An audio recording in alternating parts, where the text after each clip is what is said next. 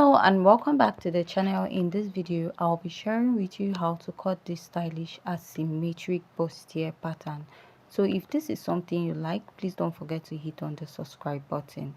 So to start, here is my pattern paper and I've marked out my basic measurements, which includes my shoulder to bust, under bust, waist, and my blouse length. So after my blouse length, I'm leaving about 3 inches below because we are going to add like an asymmetric, have an asymmetric hemline. So I marked my shoulder divided by 2 and I'll come down by 1 inch.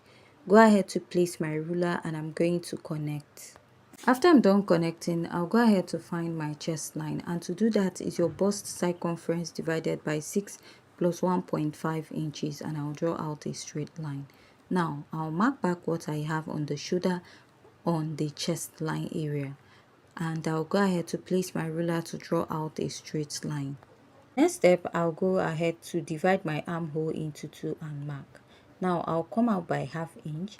Go ahead to mark my bust circumference divided by 4 on the chest line. So I'll go ahead to place my ruler, connect from the ½ inch I have at the armhole to the lower part and to the upper part. Now I'll use my marker to go ahead to outline my pattern. So the next step you want to go ahead to take is to mark your dart, and to mark your dart is your nipple to nipple divided by 2. My nipple to nipple is 7 inches divided by 2. I have 3.5. So I went ahead to mark this all the way from the upper part of my pattern to the lower part of my pattern. Now I'm just going to connect, drawing out a straight line, and after I'm done doing this, I'll go ahead to mark my dart intake. I'll be marking 1 inch on both sides of my pattern.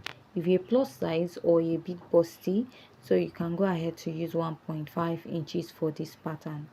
Now I'll place my ruler and I'm going to draw a straight line connecting all those marks on this side and also repeat it on the other side. Next, I'll go ahead to place my curved rule, connect from the bust to the under bust.